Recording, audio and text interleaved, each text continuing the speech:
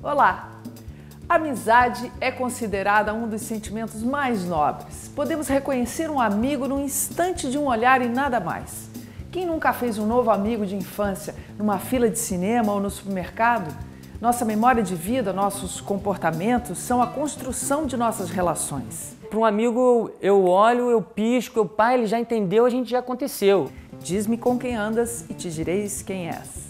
Um amigo é a lembrança de uma história, de um pequeno acontecimento, um momento de eternidade. De vez em quando eu estava no set assim, olhava para o lado assim, você olhava e falava assim, caralho, que legal, estão filmando aqui, né? O cinema tem a capacidade de formar grandes amigos. Quando se está longe de casa, da família e dos amigos mais íntimos, é com a equipe que se constrói uma nova família, onde contam-se as alegrias, dividem-se as tristezas e diminuem-se as saudades. Para mim, a lembrança dos meus filmes são as pessoas com quem eu lidei. Seja na ficção ou na vida, a amizade tem o seu lugar. Mesmo quando os caminhos se separam e a vida leva cada um de nós para um ponto distante, ao reencontrar parece que sempre estivemos juntos. Nosso encontro é sempre uma diversão, na Revista do Cinema Brasileiro.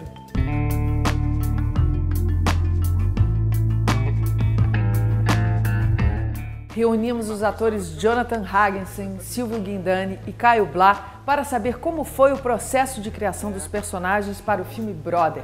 A história, narrada durante as 24 horas de um dia, mostra o reencontro de três grandes amigos que passaram a infância juntos. Chegou fim de semana, todos querem diversão. Só alegria, nós estamos no verão, mês de janeiro, São Paulo, Zona Sul. O Jefferson costumava dizer que para um moleque que cresce na quebrada só existem três caminhos. E é isso que ele quis representar com esses três personagens, né? Então o primeiro caminho, que é o caminho do Jaime, que virou jogador de futebol e estourou no Santos, já está indo para a seleção brasileira, já está indo embora jogar na Espanha, é o caminho que o Jefferson chama de caminho do milagre.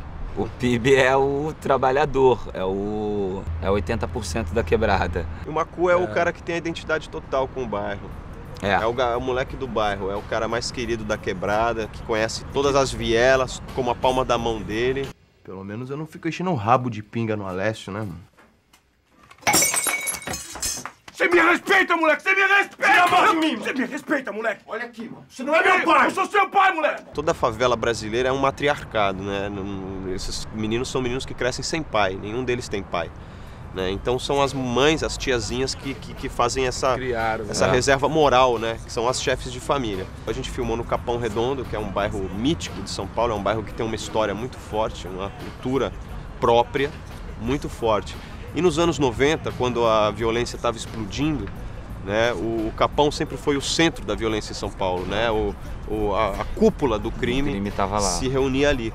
E chegou a viver uma verdadeira guerra quando ainda não estava tudo unificado. Uma época que morria mais gente no Capão do que na faixa de Gaza. Por isso que o PIB foi embora do bairro, por isso que o Jaime foi jogar fora, sumiu do bairro, desapareceu. E por isso que o Macu está nesse limite. Ação!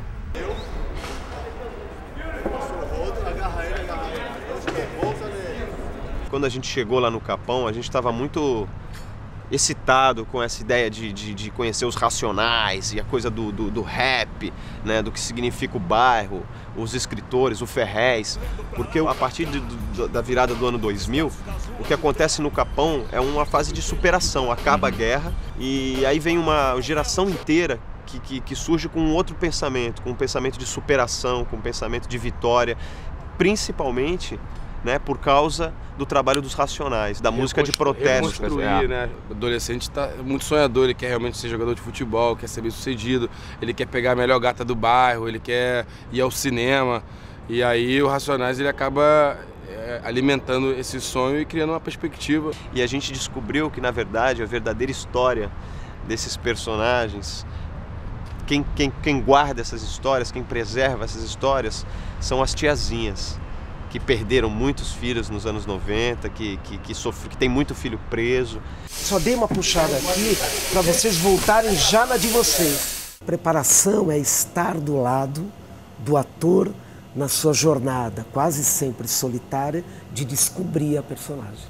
E quando você tem uma personagem muito intensa, quando você tem um tema muito forte, a tendência é que você tenha que estudá-lo muito, você tenha que compreendê-lo a fundo. É preciso entender os sentimentos, entender o que está em jogo. O mais importante é o tempo que você destina ao ator, ou que você permite que o ator possa se aprofundar e estudar. Então, a primeira etapa é conhecer a fundo o diretor.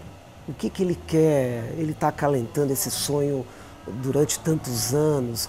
Então eu preciso criar uma relação de cumplicidade e de confiança, senão não vai rolar. Por exemplo, o brother, o Jefferson, ele não é do Capão, mas ele é um negão comprometido com a sua história, comprometido com as periferias, comprometido com aquilo que não é hegemônico, com as faltas de oportunidades e com os talentos que emergem da periferia. Vamos lá, esquece o povo lá fora, esquece essa câmera aqui. Eu jamais, talvez, iria no Capão com desprendimento, com a abnegação que nós fomos, se não fosse pelo brother. Eu conheci pessoas que talvez eu nunca conhecesse e que mudaram minha vida. Eu conheci os dois polos efetivos de luta social no Capão Redondo, que é a criminalidade e a cultura. E o filme, o que mais era bacana, o que mais me encanta, é que são histórias comuns. Não é porque você está no Capão, o foco não era a violência, o foco do filme é a amizade.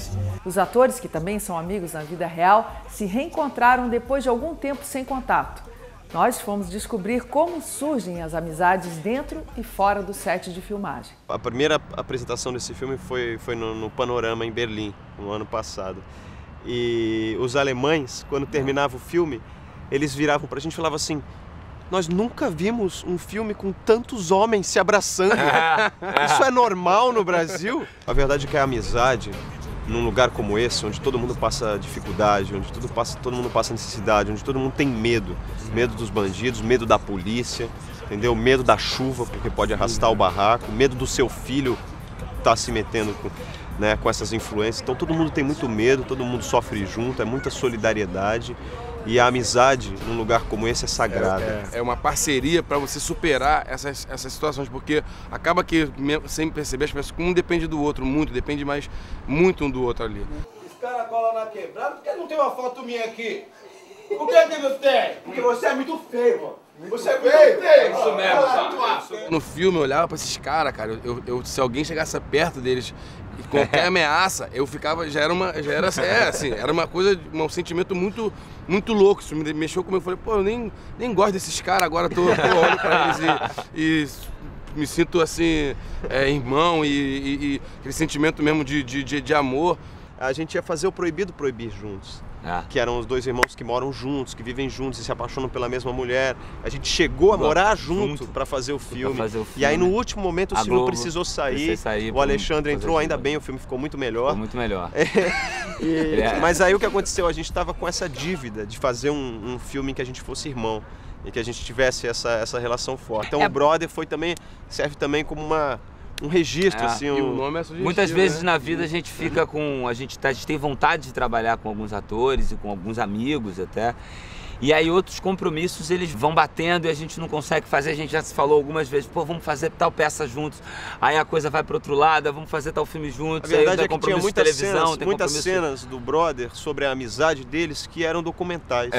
Que eu olhava pro Silvio, o Silvio olhava pra mim, e é exatamente o que a gente vive, entendeu? Uma amizade com cobrança. Porra, o que você tá fazendo? Pô, por que você pegou esse trabalho? Você não tá vendo que isso aí tá ruim? Você tá vendo que você tá fazendo mal? Por exemplo, esse cara é meu padrinho de casamento e ele ficou de me dar uma geladeira de casamento. Só que ele escolheu a geladeira mais cara. Eu fui na loja, eu falei, você vai me dar a geladeira? Posso comprar a geladeira? Eu tô precisando da geladeira. Eu pago depois você me reembolsa. Então, ele comprou a mais cara, cara. Eu fui na loja, comprei a geladeira, até hoje ele não me pagou a geladeira. Queria dizer que a gente ia chamar o Lázaro, mas o Jefferson não tinha dinheiro, aí a gente escolheu. Filmar cria uma tal cumplicidade que é fatal, entendeu? Se criar núcleos de amizade, né? Você sabe que filme é esse? O que vocês vão fazer para ajudar a gente a levantar uma grana? Demorou, Mona. Olha, vamos sair logo desse mausoléu, que eu tô louca pra soltar minha franga. Ui! Daqui a pouco a gente volta. Não saia daí.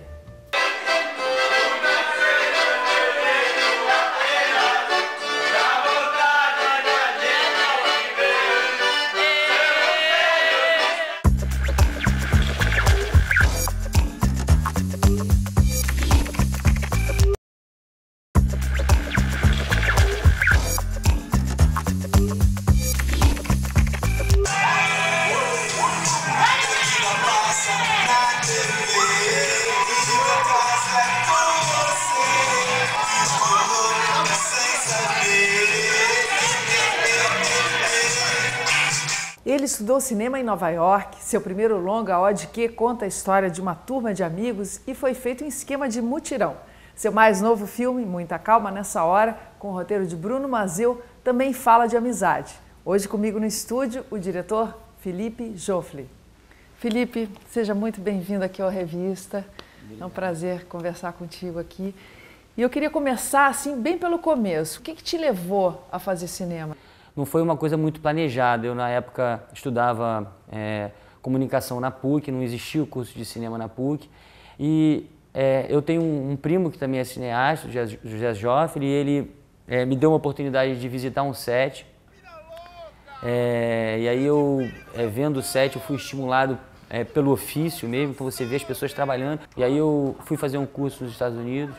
E aí, dali em diante, eu E dali que surgiu a ideia para o teu primeiro filme, assim? E aí é que eu, através das amizades, eu conheci o Guga, que é o roteirista do meu primeiro filme, Ó de Quê. A gente estava estudando junto, a gente estava comentando sobre um filme que tinha impressionado muita gente na época, que é o Ódio. E a gente queria falar de assuntos parecidos, jovens, amigos. E eu acho que, a partir dessa nossa conversa, o Guga começou a escrever o roteiro de um filme que abordava a classe média, o jovem da classe média no Rio, contemporâneo da gente, próximo da gente, vivendo situações semelhantes. E aí eu acho que nesse embalo de querer fazer uma análise crítica de nós mesmos, a gente chegou ao Ó de Quê. Foi uma união de amigos ali, né, para realizar o filme, assim. Era muito difícil montar um projeto, levantar recursos para o projeto. A gente tinha muito pouca experiência para isso.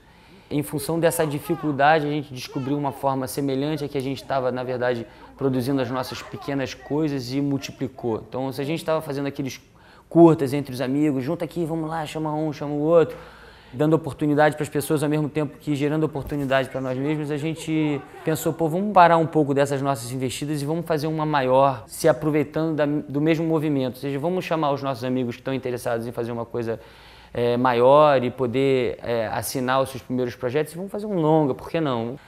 Convidamos os amigos oferecendo a oportunidade e o crédito para eles, topa ou não topa, a gente vai atrás de outros. A gente montou um grupo que os que eram amigos se fortaleceram como amigos, mantiveram as amizades, e os que não eram começaram a fazer parte de um grupo. O cinema brasileiro está acostumado a realizar os seus filmes através da união e da força de um grupo de amigos. Foi assim no Cinema Novo, é assim hoje. Esta é uma corrente que cresce a cada dia e é reconhecida até nos festivais internacionais como nossa caractéristica própria. Et ce qui est peut-être spécifique au cinéma brésilien, c'est ce travail en groupe.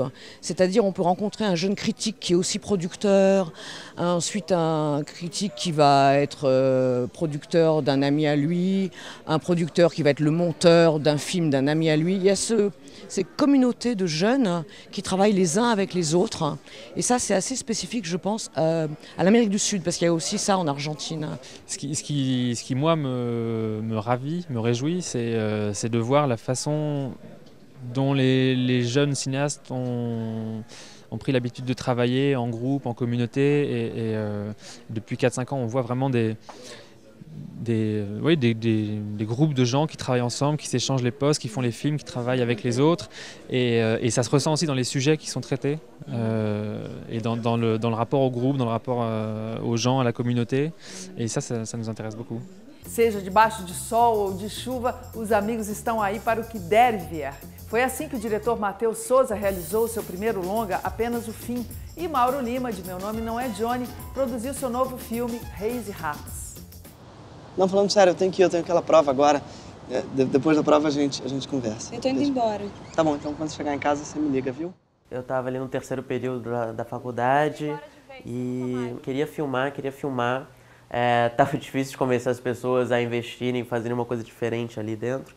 Então eu tive essa ideia diferente, assim, de fazer um longa. Porque eu não conseguia filmar, não conseguia câmera, nem volume de gente suficiente para fazer um filme que eu queria.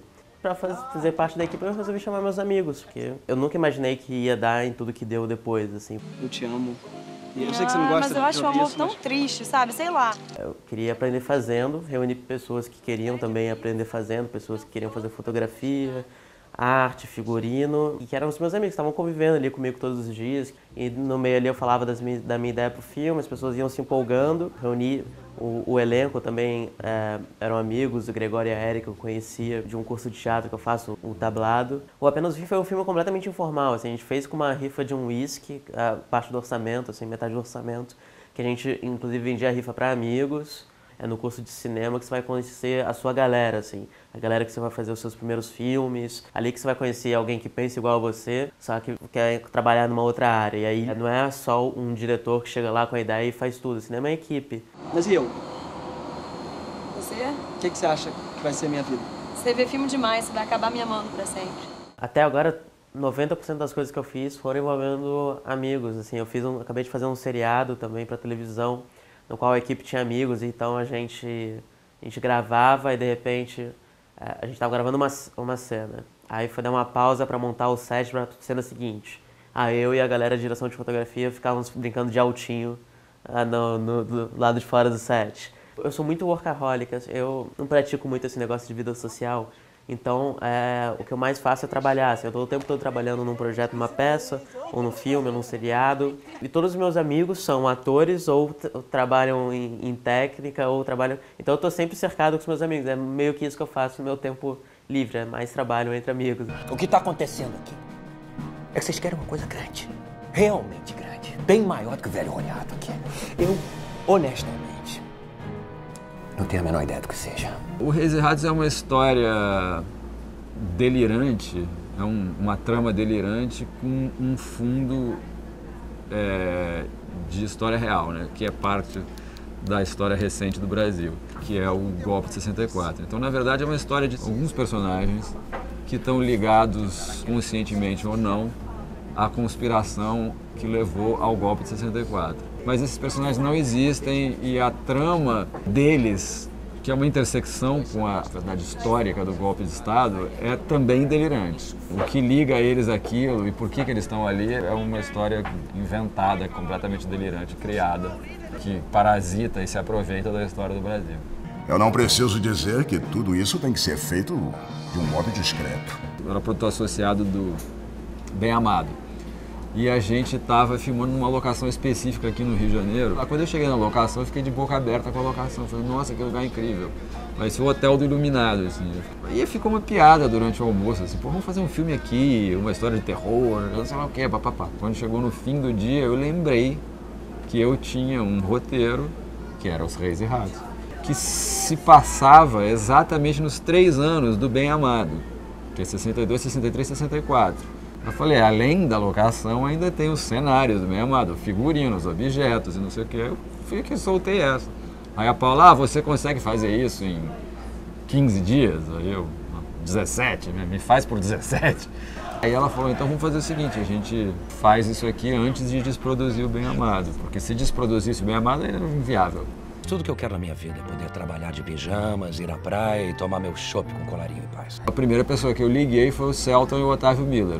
O Otávio Miller, tipo, eu sou padrinho da filha dele. Talvez os mais próximos naquela altura eram eles, em termos de laço de amizade, assim. Aí o Otávio, porra, vamos nessa.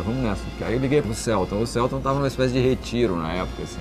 Tava dizendo não pra uma opção de coisa, tava em casa, não sei o quê. Ele já tinha lido esse roteiro há uns anos atrás, né? E ele adorava. Aí eu liguei pro Celton e falei, ó, vai acontecer isso, daqui a 3 semanas, vamos filmar em 17 dias.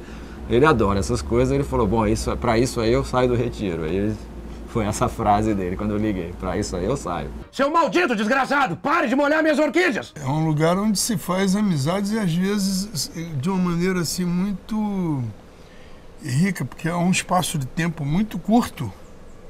Eu fiz muito filme em locação, então esse confinamento no mesmo lugar permite um aprofundamento maior das relações.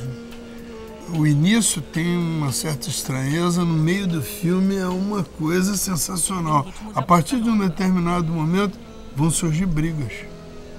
É como se as pessoas estivessem se anunciando que vão romper aquele laço, entendeu? Então elas começam a criar subterfúgios, entendeu? É bem interessante isso que acontece. Mas tem muita gente que resulta amigo, né? Homem, eu tô fora. Não, homem, eu tô dentro. as parcerias, as amizades ainda continuam tendo assim essa... você acha que isso assim vai para a vida, independente de você daqui a pouco estar fazendo filmes que tenham grana, que tenham...